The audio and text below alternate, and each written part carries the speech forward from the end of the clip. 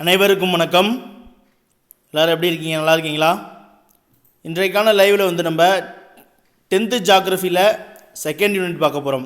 India, காலநிலை மற்றும் இயற்கை தாவரங்கள். கேள்விக்குள்ளே போயிடலாங்களா? முதல் கேள்வி பாருங்கள். புவிப்பரப்பிலிருந்து உயரே செல்ல செல்ல வளிமண்டலத்தில் ஒவ்வொரு 1000 மீட்டர் உயரத்திற்கும் வெப்பக்குறைவு விகிதம் என்பது எவ்வளவு அப்படின்னு சொல்லி கேட்டிருக்காங்க. ஆன்சர் பண்ணுங்க.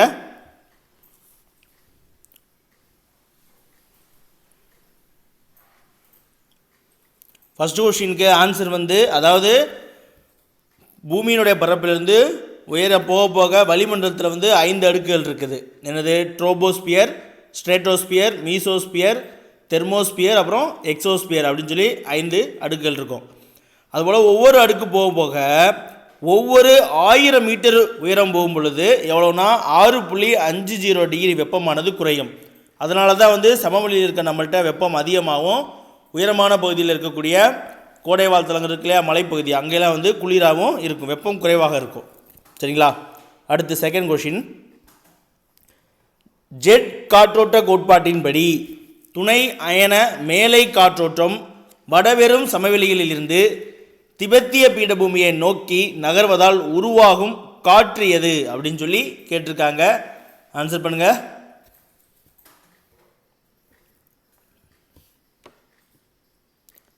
செகண்ட் கொஸ்டினுக்கு ஆன்சர் பார்த்தலாமா?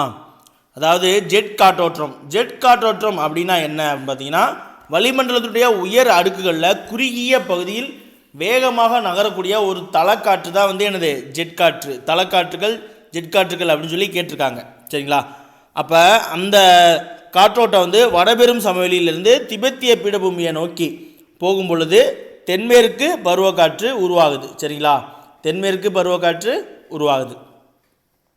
எல்னினோ அப்படிங்கிறது என்ன அப்படின்னா, உலகளாவிய ஒரு காலநிலை தான் எல்னினோ. உலகளாவிய ஒரு காலநிலை எல்னினோ. இந்த எல்னினோ வந்து தென்மேற்கு பருவக்காற்று காலத்தில் வந்து ஒரு மிகப்பெரிய தாக்கத்தை வந்து உருவாக்கும். சரிங்களா?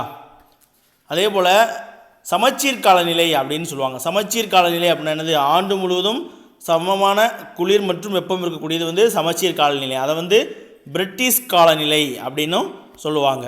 சமச்சீர் காலநிலையை வந்து என்னது? பிரிட்டிஷ் காலநிலை அப்படின்னு சொல்லுவாங்க. ஓகே, அடுத்து நம்ம 3வது கேள்விக்கு போயிடலாம்.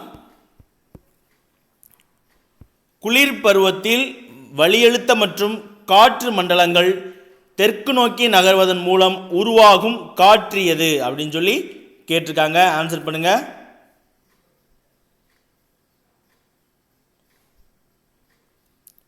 மூன்றாவது கேள்விக்கு ஆன்சர் பார்த்துடலாமா? குளிர்காலத்தில், அதாவது குளிர் பருவத்தில் வளியழுத்த மற்றும் காற்று மண்டலங்கள் எல்லாமே தெற்கு நோக்கி நகர்வதன் மூலமாக உருவாகக்கூடிய காற்று எது அப்படின்னா, அது வந்து என்னது?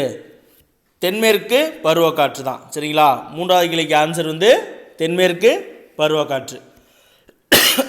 சாரி, இந்தியாவோட பருவ காலங்களை வந்து ஒரு 4 வகையாக பிரிப்பாங்க. குளிர்காலம், கோடைக்காலம், தென்மேற்கு பருவக்காற்று காலம், இல்லைன்னா மழைக்காலம், அடுத்து வந்து வடகிழக்கு பருவக்காற்று காலம் அப்படின்னு சொல்லி பிரிப்பாங்க.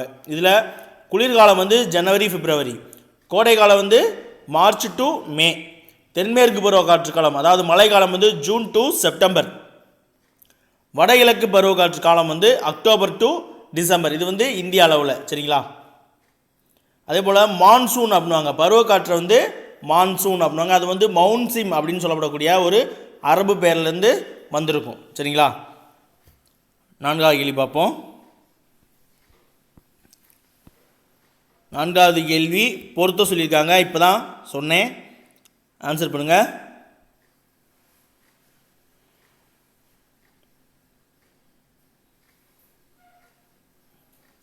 நாலாவது கேள்விக்கு ஆன்சர் பார்த்துடலாமா? 4வது கேள்விக்கு வந்து என்னது? குளிர்காலம் வந்து ஜனவரி டு பிப்ரவரி. அப்போ ஏ அண்ட் பி வராது. ரைட். அடுத்து கோடைக்காலம் வந்து March to April 1, March to April. அடுத்து தென்மேற்கு பருவக்காற்று காலம் ஜூன் டு செப்டம்பர். வடகிழக்கு பருவக்காற்று காலம் வந்து October to December. Option C தான் வந்து 4வது கேள்விக்கு கரெக்டான ஆன்சர். சரிங்களா? ஓகே, 5th கொஸ்டின் போயிடலாம். மாஞ்சாரல் என்ற இடியுடன் கூடிய மலையானது எந்த இரு கடற்கரை பகுதிகளில் விளையும் மாங்காய்கள் விரைவில் முதிர்வதற்கு உதவுகிறது அப்படின்னு சொல்லி கேட்டிருக்காங்க. சரிங்களா. இடியுடன் கூடிய கனமழை வந்து மாஞ்சாரல் அப்படின்னு ஒரு பேர். அந்த மாஞ்சாரல் கனமழை வந்து எந்த கடற்கரை பகுதியில் இருக்கக்கூடிய மாங்காய்கள் வந்து விளைவதற்கு முதிர்வதற்கு காரணமாக இருக்குது அப்படின்னு சொல்லி கேட்டிருக்காங்க.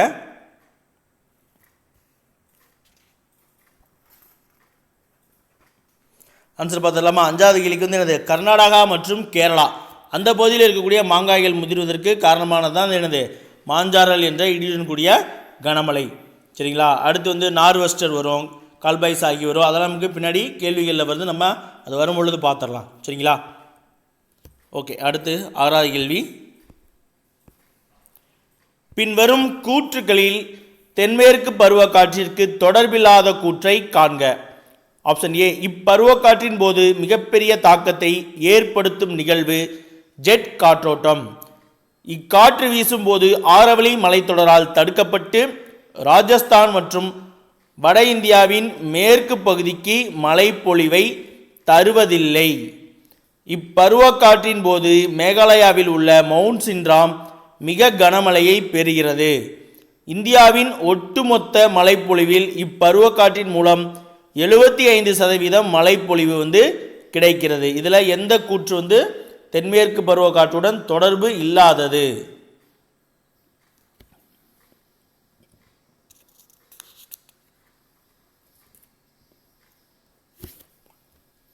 ஆறாவது கேள்விக்கு ஆன்சர் பார்த்துடலாமா?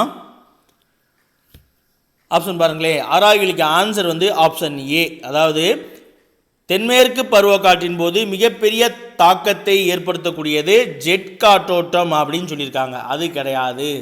உலகளாவிய காலநிலை நிகழ்வான எல்னினோ தான் வந்து என்னது, தென்மேற்கு பருவக்காற்று காலங்களில் வந்து ஒரு மிகப்பெரிய தாக்கத்தை ஏற்படுத்தும். சரிங்களா. ஜெட் காற்று அப்படிங்கிறது வந்து ஒரு தலைக்காற்று. சரிங்களா. ஜெட் காற்று வந்து என்னது, ஒரு தலைக்காற்று. அது என்னன்னா, அந்த காற்றோட்டம் அயனமண்டல மேலை காற்றோட்டம் வடபெரும் சமவெளியிலிருந்து திபெத்திய பீடபூமியை நோக்கி இடம்பெயரும் பொழுது தென்மேற்கு பருவக்காற்று உருவாகும் அப்படின்னு தான் முன்னாடிகளில் பார்த்துருப்போம். சரிங்களா. ஜெட் காற்றோட்டம் வடபெரும் சமவெளியிலிருந்து திபெத்திய பீடபூமி நோக்கி போகும் பொழுது தென்மேற்கு பருவக்காற்றை உருவாக்கும். ஆனால் மிகப்பெரிய தென்மேற்கு பருவக்காற்றில் வந்து மிகப்பெரிய தாக்கத்தை ஏற்படுத்தக்கூடிய நிகழ்வு எது அப்படின்னா, உலகளாவிய காலநிலையான எல்னினோ தான் மிகப்பெரிய தாக்கத்தை தென்மேற்கு பருவக்காற்றில் ஏற்படுத்தும். சரிங்களா. ஆப்ஷன் ஏ தான் வந்து தவறாக இருக்குது. மற்ற அனைத்து கூற்றுகளும் வந்து சரி. இந்த காற்று வீசும் பொழுது ஆரவழி மலைத்தொடரால் தடுக்கப்பட்டு கொடுத்துருக்காங்க, இது கிடையாது. தென்மேற்கு பருவக்காற்று வந்து ஆரவழி மலைத்தொடருக்கு என்னது, அது வீசக்கூடிய திசைக்கு பேரலாக இணையாக இருக்குது. அதனால் அதால் வந்து தடுக்கப்படாது. அது பேரலாக இருக்கிற காரணத்தால் அந்த ராஜஸ்தான் அந்த பகுதியில் வந்து என்னது, மழையும் தராது. ராஜஸ்தான் பகுதியில் மழை வராது. சரிங்களா. அந்த தென்மேற்கு பருவக்காற்று வீசக்கூடிய திசைக்கு இணையான திசையில் வந்து என்னது, ஆரவழி மலைத்தொடரானது இருக்குது. நம்ம நேற்று கேள்வியில் பார்த்துருப்போம். உலகிலேயே மிக பழமையான மடிப்பு மலை வந்து என்னது, ஆரவழி மலைத்தொடர் அப்படின்னு. ஆனால் ராஜஸ்தான் பகுதியில் வந்து என்னது, வடமொழியை ராஜஸ்தான் பகுதியில் தான் வந்து இது மழையை தராது. ஆனால் வட இந்தியாவின் மேற்கு பகுதியிலையும் மழை தராது. ஏன்னா சாரி, அதுதான் வந்து இணையாக இருக்குது. அப்புறம் எப்படி தரும்? சரிங்களா. ஓகே. அதே போல் இந்த பருவக்காற்றின் போது தான் மேகாலயாவில் இருக்கக்கூடிய மவுண்ட் சின்ராம் வந்து மிக அதிகமான கனமழையை வந்து பெறுகிறது. ஒட்டுமொத்த இந்திய மழைப்பொழிவில் வந்து தென்மேற்கு பருவக்காற்று வந்து கிட்டத்தட்ட ஒரு 75% மழையை வந்து நமக்கு தருகிறது. சரிங்களா. அதே போல் வடகிழக்கு பருவக்காற்று வந்து என்னது, சுமார் ஒரு 35% மழைப்பொழிவை வந்து நமக்கு தருது. அடுத்து 7வது கேள்வி பார்ப்போம். உலகின் மிக அதிக அளவு மழை பெறும் பகுதியான மவுண்ட் சின்ராம் ஆண்டிற்கு பெறும் மழையின் அளவு. ஒரு வருஷத்துக்கு மவுண்ட் சின்ராமில் பெறக்கூடிய மழையின் அளவு எவ்வளவு? ஒரு சின்ன பாக்ஸில் கொடுத்துருப்பாங்க. 7வது கேள்விக்கு ஆன்சர் பார்த்துடலாமா? 1141 சென்டிமீட்டர். ஆப்ஷன் பி தான். அதாவது அந்த மவுண்ட் சின்ராம் இருக்கு பார்த்தீங்களா, அந்த பகுதியில் இருக்க பீடபூமி வந்து சுண்ணாம்பு பீடபூமி அப்படின்ற மாதிரி சொல்லுவாங்க.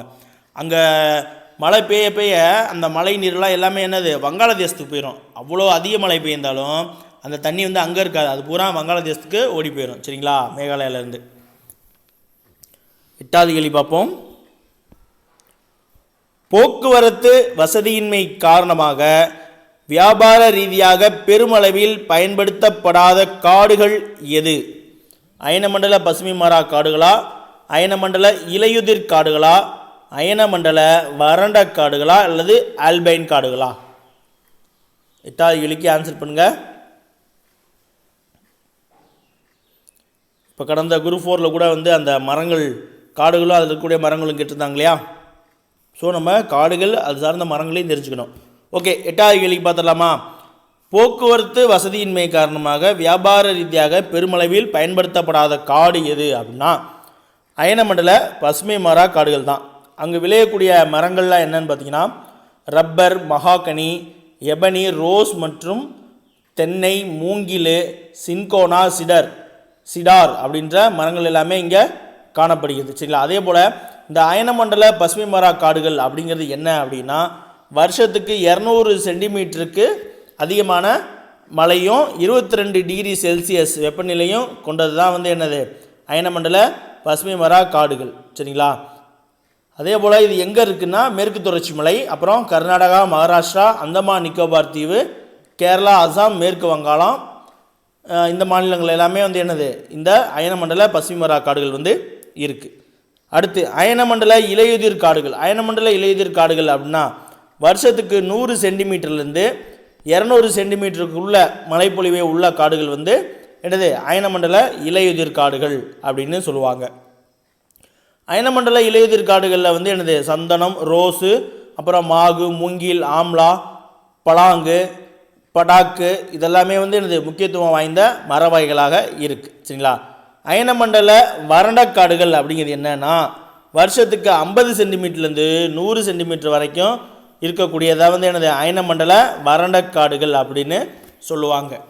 ஆல்பைன் காடுகள். ஆல்பைன் காடுகள் அப்படிங்கிறது என்னென்னா இமயமலை காடுகளை என்னது ஆல்பைன் காடுகள் அப்படின்னு சொல்லுவாங்க. கிட்டத்தட்ட 1200 மீட்டர்லேருந்து 2400 மீட்டர் உயரம் கூட இருக்கக்கூடிய பகுதிகளில் இருக்கக்கூடியதான் என்னது ஆல்பைன் காடுகள், இமயமலை காடுகள். சரிங்களா? அடுத்து 8வது கேள்வி பார்ப்போம். 8வது கேள்வி முடிஞ்சா 9வது கேள்வி பார்ப்போம். அயனமண்டல இலையுதிர் காடுகளுக்கு பொருத்தமற்றதை காண்க. பருவகால காடுகள், ஆண்டு சராசரி வெப்பநிலை 27 டிகிரி செல்சியஸ், நறுமண திரவியங்கள், வார்னிஷ், சந்தன எண்ணெய் மற்றும் வாசனை திரவியங்களை அயனமண்டல இலையுதிர் காடுகள் வழங்குகின்றன. இது ஒரு இடைநிலை வகை காடு. இதில் எது பொருத்தமற்றது? 9வது கேள்விக்கு பொருத்தமற்றது. கவனமாக ஆன்சர் பண்ணுங்க. அயனமண்டல பசுமை மாறா காடுகளுக்கு வெப்பநிலை எவ்வளோ பார்த்தோம்? 22 டிகிரி. சரிங்களா? அயனமண்டல இலையுதிர் காடுகளுக்கு சராசரி வெப்பநிலை 27 டிகிரி. கரெக்ட். இந்த காடுகள் பருவ காலத்தில் வெப்பநிலை அதிகமாகும் போது இலைகளை உதிர்த்தி விடும். சரிங்களா? அதனால தான் வறட்சியின் போது இலைகளை உதிர்த்தி விடும். அதனால் இதை இலையுதிர் காடுகள் அப்படின்னு சொல்லுவாங்க. வசந்த காலத்திலும் அப்புறம் கோடை காலத்தினுடைய முற்பகுதியிலும் என்னது வறட்சியின் காரணமாக இலைகளை உதிர்த்துரும். அப்போ அதனால் இதை என்னது பருவகால காடுகள் அப்படின்னும் சொல்லுவாங்க. A and B correct.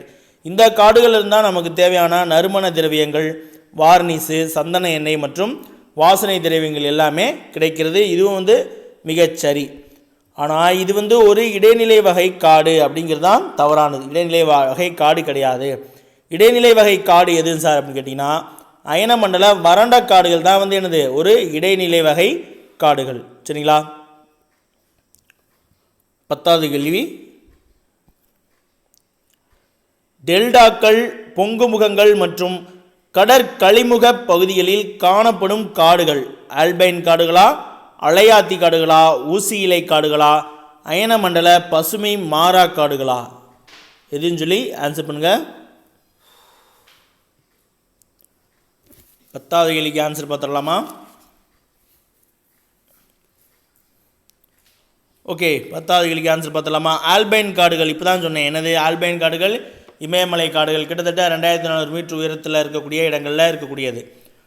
Option B அலையாத்தி காடுகள். அலையாத்தி காடுகள் தான் டெல்டாக்கள், பொங்குமுகங்கள் மற்றும் கடற்கழிமுக பகுதிகளில் காணப்படக்கூடிய காடுகளை என்னது அலையாத்தி காடுகள் அப்படின்னு சொல்லுவாங்க. Option B. ஊசி இலை காடுகள் என்னது அந்த பசுமை மர காடுகளில் இலைகள் எல்லாம் ஊசியாக இருக்கும். அதை ஊசி இலை காடுகள் அப்படின்னு சொல்லுவாங்க. அயனமண்டல பசுமை மர காடுகள் பற்றி நம்ம முன்னாடி பார்த்துட்டோம். எனது ஆண்டுக்கு 200 சென்டிமீட்டருக்கு மேலே மழைப்பொழிவை கொண்டது எனது பசுமை மர காடுகள். போக்குவரத்து வசதியின்மை காரணமாக எனது பொருளாதார முக்கியத்துவம் இல்லாத காடுகளாகவும் இருக்குது. 11வது கேள்வி பார்ப்போம். கங்கை பிரம்மபுத்திரா டெல்டா பகுதிகளில் உள்ள உலகின் மிகப்பெரிய காடுகள் எவை? கங்கை பிரம்மபுத்திரா டெல்டா பகுதியில் இருக்கக்கூடிய உலகின் மிகப்பெரிய காடுகள் எது அப்படின்னு சொல்லி கேட்டிருக்காங்க. ஆன்சர் பண்ணுங்க.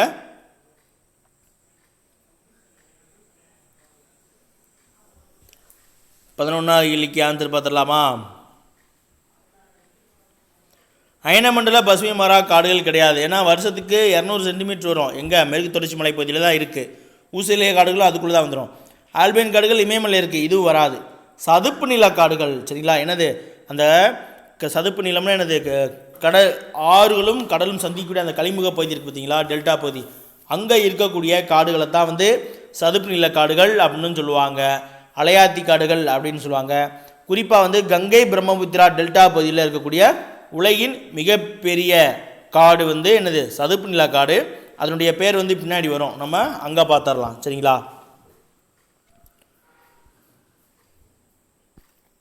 12வது கேள்வி. சதுப்பு நில காடுகள், டெல்டா காடுகள் மற்றும் மாங்குரோவ் காடுகள் எனவும் அழைக்கப்படும் காடுகள் எவை? தான் சொல்லியிருப்பேன். 12வது கேள்விக்கு ஆன்சர் பார்த்துடலாமா? சதுப்பு நில காடுகள், டெல்டா காடுகள் மற்றும் மாங்குரோவ் காடுகள் எனவும் அழைக்கப்படக்கூடிய காடுகள் வந்து என்னது? அலையாத்தி காடுகள் தான். என்னது? அந்த கலிமுக பகுதியில் இருக்கக்கூடிய காடுகள் வந்து சதுப்பு நில காடுகள் அப்படின்னு சொல்லுவாங்க, சரிங்களா? தமிழ்நாட்டில் வந்து பார்த்திங்கன்னா பிச்சாவரம் சதுப்பு நில காடுகள் வந்து ஒரு மிகப்பெரியது. சாரி, 13வது கேள்வி பார்க்கலாங்களா? தவறான இணையை காண்க. இந்திய வனவிலங்கு வாரியம் 1952, வனவிலங்கு பாதுகாப்பு சட்டம் 1971, புலிகள் பாதுகாப்பு திட்டம் 1973, மேற்கண்ட எதுவுமன்று. இதில் எந்த இணை தவறான இணை?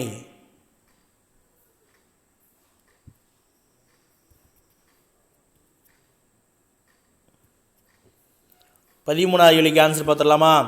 இந்திய வனவிலங்கு வாரியம் வந்து தொடங்கப்பட்ட ஆண்டு 1952, IBWL அப்படின்னு சொல்லுவாங்க, இந்திய வனவிலங்கு வாரியம், சரிங்களா? 1952 கரெக்ட். வனவிலங்கு பாதுகாப்பு சட்டம் வந்து 1971ங்கிறது தவறு, 1972. அப்போ ஆப்ஷன் பி தான் வந்து என்னது கரெக்டான ஆன்சர். அடுத்து பாருங்கள், புலிகள் பாதுகாப்பு திட்டம் 1973 தொடங்கினாங்க.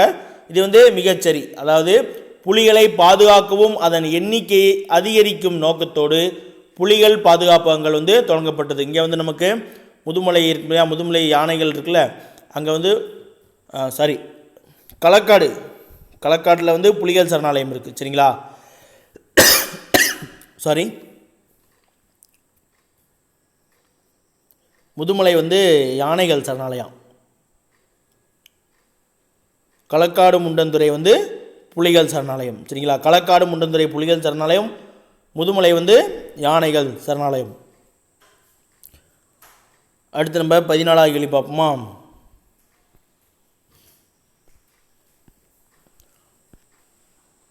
கூற்று காரணம் கொடுத்துருக்காங்க. இந்திய அரசு 1972 வனவிலங்கு பாதுகாப்பு சட்டத்தை இயற்றியது. காரணம், நிலம் மற்றும் கடலோர சுற்றுச்சூழலை பாதுகாக்க ஏற்படுத்தப்பட்ட ஒன்றுதாவது எனது வனவிலங்கு பாதுகாப்பு சட்டம் அப்படின்னு சொல்கிறாங்க. இது கரெக்டா அப்படின்னு சொல்லி ஆன்சர் பண்ணுங்க.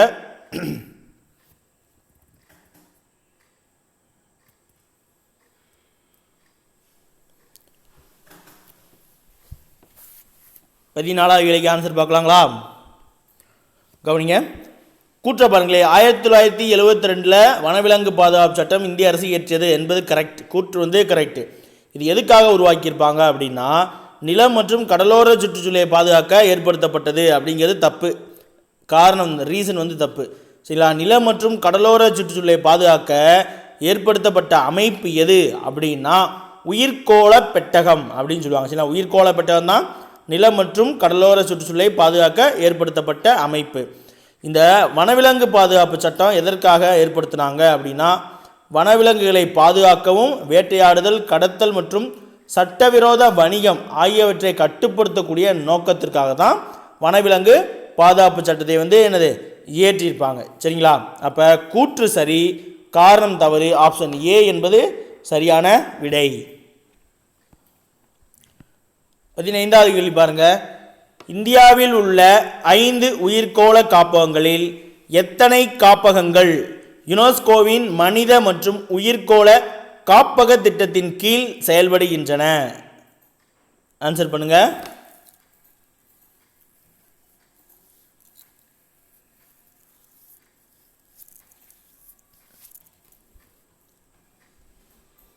பதினைந்தாவது கேள்விக்கு ஆன்சர் பார்த்தலாமா? இந்தியாவில் மொத்தம் எத்தனை உயிர்கோள காப்பகங்கள் இருக்குது அப்படின்னா 18 உயிர்கோள காப்பகங்கள் இருக்குது. புத்தகத்தில் அது மேப்பில் கொடுத்துருப்பாங்க, கவனமாக படிச்சுக்கோங்க. பொறுத்துக்களை கூட கேட்கலாம், நம்மளுமே பொறுத்துக்களை கேட்டு வச்சுருக்கோம்.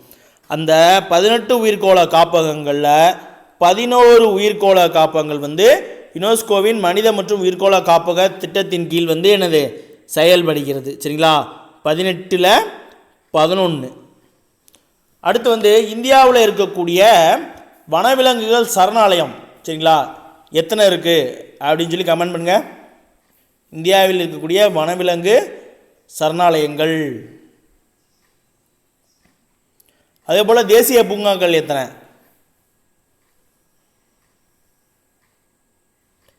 வனவிலங்கு சரணாலயங்கள் 515 இருக்குது. தேசிய பூங்காக்கள் 102 இருக்குது. எல்லாமே என்னது அந்த புத்தகத்தில் மேப்பில் கொடுத்துருப்பாங்க, கவனமாக படிச்சுக்கோங்க. சரிங்களா, ஓகே. அடுத்து 16வது கேள்வி, தவறான இணையை காண்க. இப்போ பார்த்தோம் இல்லையா, உயிர்கோள பெட்டகம் 18, அதுலேருந்து கேட்டிருக்காங்க. அது அமைந்துள்ள மாநிலங்கள் நந்தாதேவி, பச்சைமாரி, சுந்தரவனம், கஞ்சன்ஜங்கா. எந்தெந்த மாநிலங்கள்னு சொல்லி கரெக்டாக ஆன்சர் பண்ணுங்கள். இதில் தவறான இணை கேட்டிருக்காங்க. தவறான இணை எது அப்படின்னு சொல்லி ஆன்சர் பண்ணுங்கள்.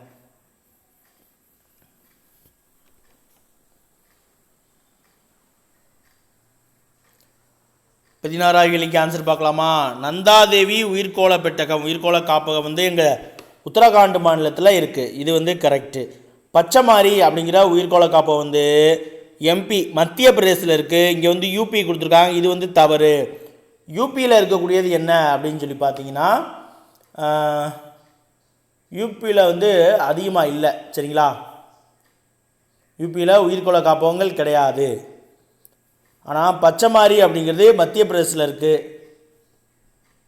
அதே போல் சத்தீஸ்கரில் என்னது அச்சனக்மார் அமர்காண்ட் அப்படிங்கிற உயிர்கோள காப்பகம் இருக்குது. சரிங்களா, அடுத்து சுந்தரவனம். சுந்தரவனம்னாலே நமக்கு தெரியும் என்னது மேற்கு வங்காளம், வெஸ்ட் பெங்கால். சுந்தரவனத்தில் தான் என்னது அந்த சதுப்பு காடுகள், உலகிலேயே மிகப்பெரிய சதுப்பு நில காடுகள் இருக்கு இல்லையா, அது என்னது சுந்தரவன காடுகள் தான். சரிங்களா, பின்னாடி கேள்வி கூட ஒன்று வருதுன்னு நினைக்கிறேன், ஆன்சர் சொல்லிட்டேன். அடுத்து கஞ்சன்ஜங்கா. கஞ்சன்ஜங்கா எங்கே இருக்குது? சிக்கிமில் இருக்குது. கஞ்சன்ஜங்கா சிக்கிமில் இருக்குது. இது தவிர மேகாலயாவில் இருக்கக்கூடிய உயிர்கோள பெட்டகம் நோக்ரேக். சரிங்களா, மேகாலயாவில் நோக்ரேக் இருக்குது. அடுத்து சிம்லிபால். சிம்லிபாலுங்கிறது ஒடிசாவில் இருக்குது. சரிங்களா, சிம்லிபால் ஒடிசாவில் இருக்குது. ஓகே, நம்ம அடுத்து 17வது கேள்விக்கு போயிடலாம். தமிழகத்தில் உள்ள உயிர்கோள மண்டலங்களில் யுனெஸ்கோவின் மனித மற்றும் உயிர்கோள காப்பக திட்டத்தின் கீழ் செயல்படும் காப்பகங்களில் சரியற்றதை காண்க.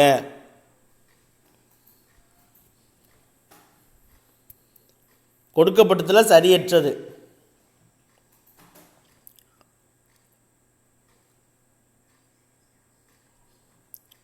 ஆன்சர் பார்த்துடலாமா? 17வது கேள்விக்கு என்னது ராமேஸ்வரம், ஆப்ஷன் சி. ராமேஸ்வரம் தான் என்னது யுனெஸ்கோவில் அங்கீகரிக்கப்படாது, யுனெஸ்கோவின் கீழ் செயல்படாது. மற்றபடி நீலகிரி உயிர்கோள காப்பகம், சரிங்களா, மன்னார் வளைகுடா உயிர்கோள காப்பகம், அப்புறம் அகத்தியர் மலை தமிழ்நாடு கேரளா பார்டர். சில நேரங்களில் இப்போ ஒரு சில புத்தகங்களில் என்னது கேரளானே வந்துருச்சு. ஒரு சிலங்களில் அகத்தியர் மலை, நம்ம தென்காசி இருக்குது பார்த்தீங்களா, அங்கேருந்து போனால் அகத்தியர் மலை இருக்கும். அது உயிர்கோள காப்பகங்கள் தான். ராமேஸ்வரத்தில் வந்து தமிழக அரசு சார்பில் கடல்சார் பூங்கா வந்து அமைச்சிருக்காங்க சமீபத்தில். சரிங்களா, ராமேஸ்வரத்தில் கடல்சார் பூங்கா அமைக்கப்பட்டிருக்கிறது. 18வது கேள்வி, பொறுத்துக. தேசிய பூங்காக்கள் வந்து பொறுத்த சொல்லியிருக்காங்க. எத்தனை தேசிய பூங்காக்கள் சொன்னேன்? 102 தேசிய பூங்காக்கள் எந்தெந்த மாநிலத்தில் இருக்குது அப்படின்னு சொல்லி பொறுத்துங்க.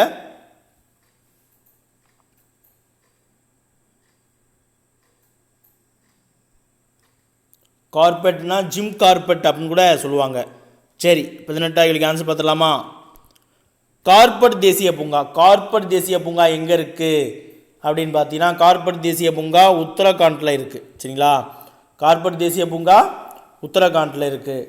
அடுத்து இந்த ராஜ்கிர் தேசிய பூங்கா. ராஜ்கிர் தேசிய பூங்கா எங்கே இருக்குது அப்படின்னா ஜார்க்கண்டில் இருக்குது. ராஜ்கிர் தேசிய பூங்கா ஜார்க்கண்டில் இருக்குது. பந்திப்பூர் தேசிய பூங்கா. பந்திப்பூர் தேசிய பூங்கா எங்கே இருக்குது அப்படின்னு பார்த்தீங்கன்னா, பந்திப்பூர் தேசிய பூங்கா கேரளாவில் இருக்குது. சரிங்களா, அதே போல் காசிரங்கா தேசிய பூங்கா வந்து அஸ்ஸாமில் இருக்குது. காசிரங்கா தேசிய பூங்கா வந்து அஸ்ஸாமில் இருக்குது. அப்போ என்னது 4 3 ஆப்ஷன் ஏ தான் வந்து 18வதுக்கு கரெக்டான ஆன்சர். 4 3 2 1. சரிங்களா, கன்ஹா தேசிய பூங்கா. கன்ஹா தேசிய பூங்கான்னு ஒன்று இருக்குது. அது வந்து எங்கே நம்ம மகாராஷ்டிராவில் இருக்குது. சரிங்களா, மகாராஷ்டிரா மத்திய பிரதேஷ் பக்கத்தில் மகாராஷ்டிராவில் தான் இருக்குது. அதே போல் சஞ்சய் காந்தி தேசிய பூங்கா அப்படிங்கிறது மகாராஷ்டிராவில் இருக்குது. குஜராத்தில் இருக்கக்கூடிய தேசிய பூங்கா வந்து கிர். தமிழ்நாட்டில் வந்து என்னது கிண்டி தேசிய பூங்கா இருக்குது. சென்னை போனீங்கன்னா பார்த்தலாம் கிண்டி தேசிய பூங்கா. அதே போல் ஒடிசாவில் வந்து சிம்லிபால் தேசிய பூங்காவும் இருக்குது. அதே போல் அஸ்ஸாமில் காசிரங்கா பார்த்துட்டோமா. லடாக்கில் வந்து டாச்சியம் தேசிய பூங்கா அப்படின்ற ஒரு பூங்கா இருக்குது. ராஜஸ்தானில் வந்து ரத்தம்பூர் தேசிய பூங்கா இருக்குது. சரிங்களா, ஓகே. 19வது கேள்வி பார்ப்போம். ஏப்ரல் மே மாதங்களில் வடமேற்கு திசையிலிருந்து வீசும் தலக்காற்று எவ்வாறு அழைக்கப்படுகிறது? ஏப்ரல் மே மாதங்களில் வடமேற்கு திசையிலிருந்து வீசக்கூடிய தலக்காற்று. தலக்காற்றுனா ஜெட் காற்று படிச்சிருக்கோம். ஜெட் காற்றுகள் கிடையாது. அதாவது வளிமண்டலத்துடைய உயர் அடுக்குகளில் குறுகிய பகுதியில் வேகமாக நகரக்கூடிய தலக்காற்றை வந்து ஜெட் காற்று அப்படின்னு சொல்லுவோம். சரிங்களா, இங்கே கேள்வி வேறு. 19வது கேள்விக்கு ஆன்சர் பார்த்துடலாமா? ஏப்ரல் மே மாதத்தில் வடமேற்கு திசையிலிருந்து வீசக்கூடிய தலக்காற்றை என்னன்னு சொல்லுவாங்க அப்படின்னா நார்வெஸ்டர் இல்லைன்னா கால்பைசாகி அப்படிவாங்க. நார்வெஸ்டர் அல்லது கால்பைசாகி அப்படின்னு சொல்லுவாங்க. இந்த காற்று கிழக்கு மற்றும் வடகிழக்கு பகுதிகளான பீகார், மேற்கு வங்காளம், அப்புறம் அஸ்ஸாம் மாநிலங்களுக்கு வந்து என்னது இடையுடன் கூடிய குறுகிய கால மழையை வந்து தருகிறது. லாஸ்ட் கொஸ்டின் பாருங்க. வனவிலங்குகள் பாதுகாப்பு மற்றும் மேலாண்மை குறித்து பரிந்துரைகளை அரசாங்கத்திற்கு வழங்க நிறுவப்பட்ட அமைப்பு எது? இந்திய வனவிலங்கு வாரியமா, வனவிலங்கு பாதுகாப்பு சட்டமா, தேசிய பூங்காக்களா அல்லது உயிர்கோள பெட்டகங்களா?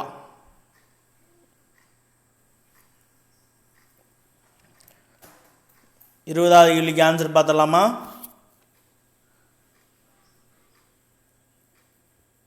ஓகே, 20வது கேள்விக்கு வந்து என்னது வனவிலங்குகள் பாதுகாப்பு மற்றும் மேலாண்மை குறித்த பரிந்துரைகளை அரசாங்கத்திற்கு வழங்க 1952 நிறுவப்பட்ட அமைப்பு இந்திய வனவிலங்கு வாரியம். ஆப்ஷன் ஏ தான் கரெக்டான ஆன்சர். சரிங்களா, வனவிலங்கு பாதுகாப்பு சட்டம் அது எப்போ 1972.